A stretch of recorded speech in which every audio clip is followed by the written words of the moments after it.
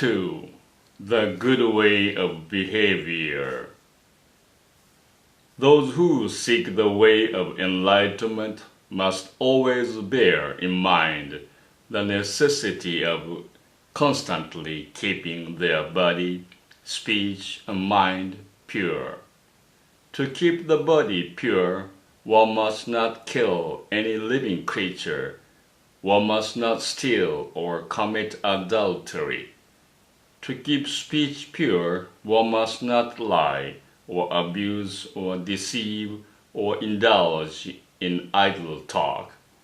To keep the mind pure, one must remove all greed, anger, and false judgment. 第2節、良い行い。道を求める者は常に身と口と心の3つの行いを清めることを心がけなければならない。身の行いを清めるとは、生きる者を殺さず、盗みをせず、よこしまな愛欲を犯さないことである。口の行いを清めるとは、偽りを言わず、悪口を言わず、二枚舌を使わず、無駄口を叩かないことである。心の行いを清めるとは、むさぼらず、怒らず、よこしまな見方をしないことである。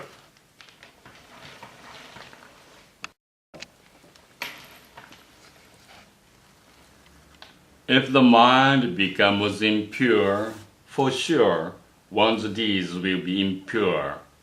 If the deeds are impure, there will be suffering.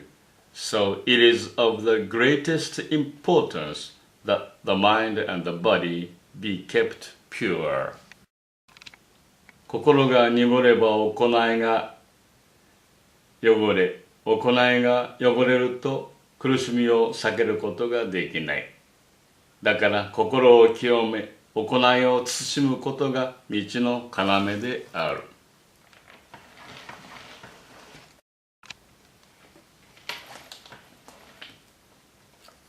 Once there was a rich widow who had a reputation of kindness, modesty, and courtesy. She had a housemaid who was wise and diligent. One day the maid thought, "My mistress has a very good reputation. I wonder whether she is good by nature or is good because of her surroundings.I will try her and find out." 昔ある金持ちの女主人がいた。親切でしとやかで謙遜であったため、まことに評判の良い人であった。その家に一人の使用人がいて、これも利口でよく働く人であった。ある時、その使用人がこう考えた。うちの主人はまことに評判の良い人であるが、腹からそういう人なのか、または良い環境がそうさせているのか、一つ試してみよう。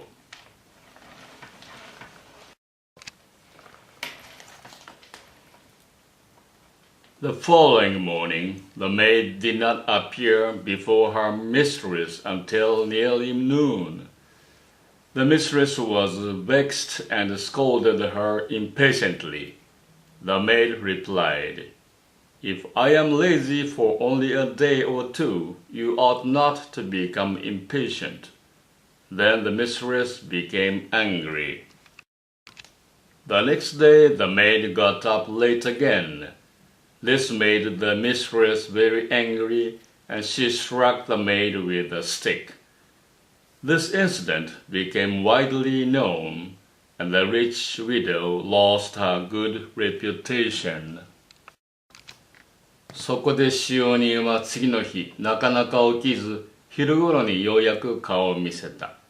女主人は機嫌を悪くして、なぜこんなに遅いのかと咎めた。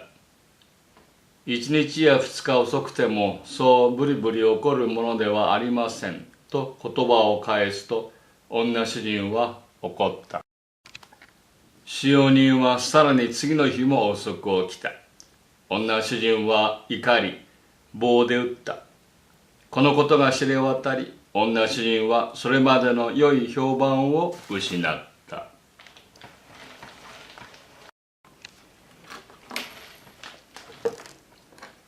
Many people are like this woman. While their surroundings are satisfactory, they are kind, modest, and quiet. But it is questionable if they will behave likewise when the conditions change and become unsatisfactory. It is only when a person maintains a pure and peaceful mind and continues to act with goodness when unpleasant words enter his ears, when others show ill will toward him, or when he lacks sufficient food, clothes, and shelter, that we may call him good. 誰でもこの女主人と同じである。環境がすべて心にかなうと親切で謙虚で静かであることができる。しかし環境が心に逆らってきてもなおそのようにしていられるかどうかが問題なのである。自分にとって面白くない言葉が耳に入ってくるとき、相手が明らかに自分に敵意を見せて迫ってくるとき、衣食住が容易に得られないとき、このようなときにもなお静かな心と良い行いとを持ち続けることができるであろうか。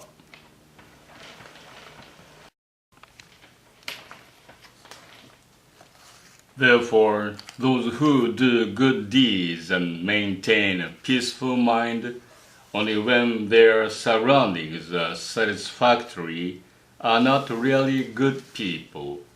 Only those who have received the Buddha's teachings and are training their minds and bodies by those teachings can be called truly good, modest, and peaceful people. だから環境がすべて心にかなうときだけ静かな心を持ち、良い行いをしても、それはまことに良い人とは言えない。仏の教えを喜び、教えに身も心も練り上げた人こそ、静かにして謙遜な良い人と言えるのである。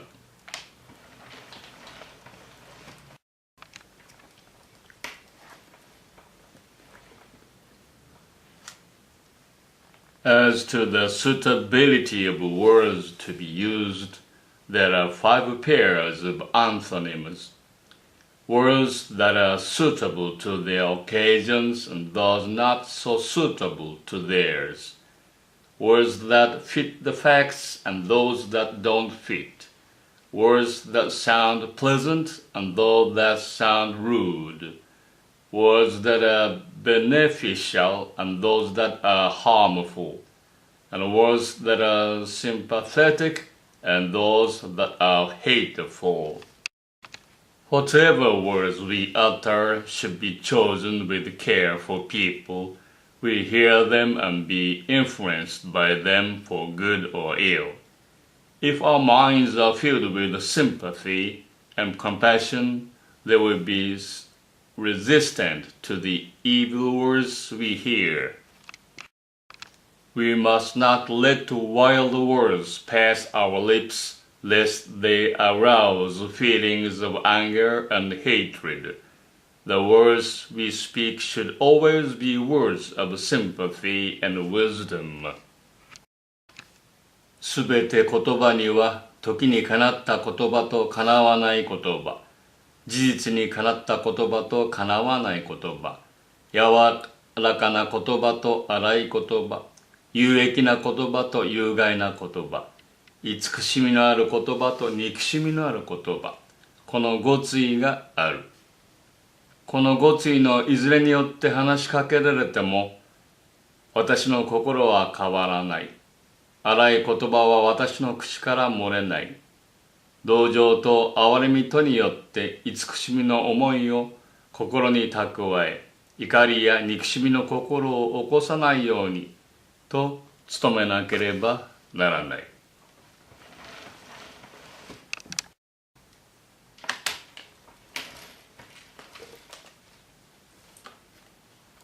Suppose there is a man who wants to remove all the dirt from the ground. He uses a spade and a winnow and works perseveringly, scattering the dirt all about. But it is an impossible task. Like this foolish man, we cannot hope to eliminate all words. We must train our mind and fill our hearts with sympathy so that we will be undisturbed by the words spoken by others. 例えばここに人がおり、すきとくわを持ってこの大地の土をなくそうと、土を掘ってまき散らし、土をなくなれと言ったとしても土をなくすことはできない。このようにすべての言葉をなくしてしまうことは望み得ない。だからどんな言葉で語られても心を鍛えて慈しみの心を持って満たし、心の変わらないようにしておかなければならない。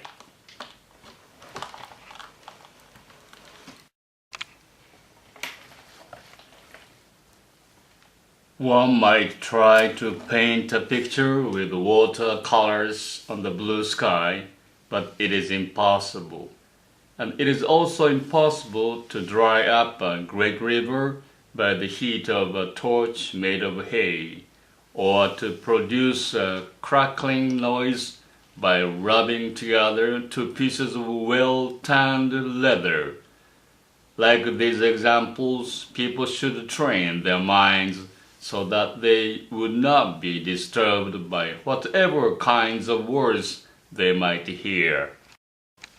また、絵の具によって空に絵を描こうとしても、物の姿を表すことはできないように、また、枯れ草の松明によって大きな川の水を乾かそうとしてもできないように、また、よくなめした柔らかな皮を摩擦して、ザラザラした音を立てようとしてもできないように、どんな言葉で話しかけられても決して心の変わらないように心を養わなければならない。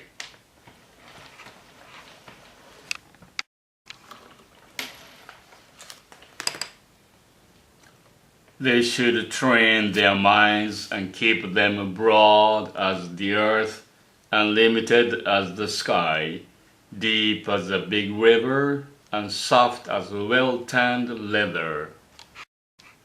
Even if your enemy catches and tortures you, if you feel resentment, you are not following the Buddha's teachings. Under every circumstance, you should learn to think. My mind is unshakable. Words of hatred and anger shall not pass my lips. I will surround my enemy with thoughts of sympathy and pity that flow out from a mind filled with compassion for all sentient life. 人は心を大地のように広く、大空のように限りなく、大河のように深く、なめした川のように柔らかに養わなければならない。たとえ仇に捕らえられて苦しめられるようなことがあっても、そのために心を暗くするのは、まことに仏の教えを守ったものとは言えない。どんな場合にあたっても、私の心は動かない。憎しみと怒る言葉は私の口を漏れない。同情と憐れみのある慈しみの心を持ってその人を包むようにと学ばなければならない。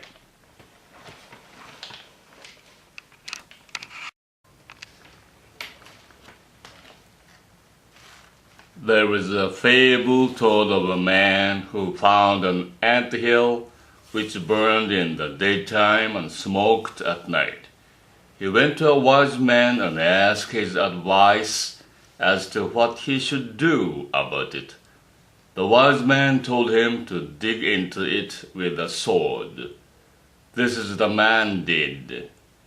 He found in succession a gate bar, some bubbles of water, a pitchfork, a box, a tortoise, a butcher knife, a piece of meat, and finally a dragon which came out. The man reported to the wise man what he had found. The wise man explained the significance of it and said, "Throw away everything but the dragon. Leave the dragon alone and do not disturb him." ある人が夜は煙って昼は燃えるアリ塚を見つけた。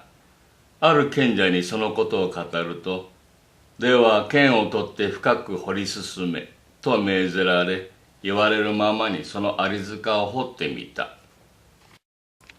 はじめに缶抜きが出、次は水泡、次にはさすまた、それから箱、亀と刺す用の刀、一辺の肉が次々と出、最後に竜が出た。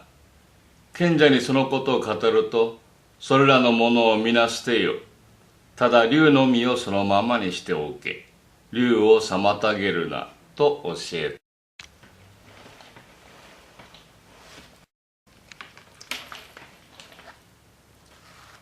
This is a fable in which anthill represents the human body. Burned in the daytime presents the fact that during the day people turn into acts the things they thought about the previous night. Smoked at night indicates the fact that people during the night recall with pleasure or regret the things they did the previous day. In the same fable, a man means a person who seeks enlightenment. A wise man means Buddha. A sword means pure wisdom. Dig into it refers to the effort he must make to gain enlightenment. これは例えである。ここにアリ塚というのはこの体のことである。夜は煙ってというのは昼間したことを夜になっていろいろと考え、喜んだり悔やんだりすることを言う。昼は燃えるというのは夜考えたことを昼になってから体や口で実行することを言う。ある人というのは道を求める人のこと。賢者とは仏のことである。賢とは清らかな知恵のこと。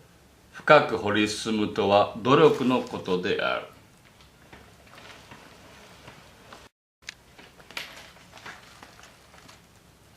Further in the fable, Gatebar represents ignorance.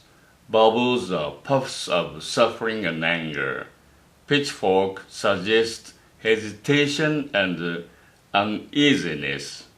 Box suggests the storage of greed, anger, laziness, fickleness, repentance, and delusion. Tortoise means the body and the mind. Butcher knife means the synthesis of the five sensory desires.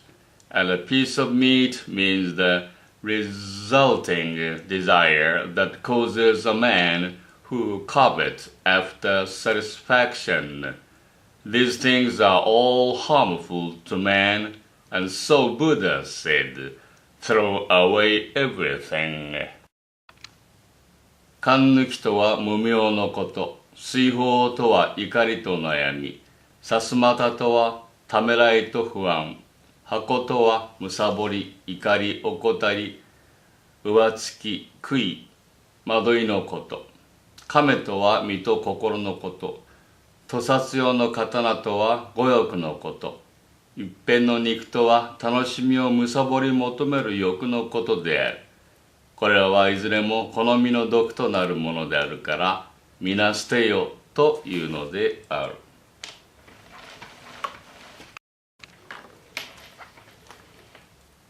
Still further, dragon indicates a mind that has eliminated all worldly passions. If a man digs into the things about him with the sword of wisdom, he will finally come to his dragon. Leave the dragon alone and do not disturb him means to go after and dig up a mind free of worldly desires. 最後の竜とは煩悩の尽きた心のことである。我が身の足元を掘り進んでゆけば、ついにはこの竜を見ることになる。掘り進んでこの竜を見出すことを、竜の実をそのままにしておけ、竜を妨げるな、というのである。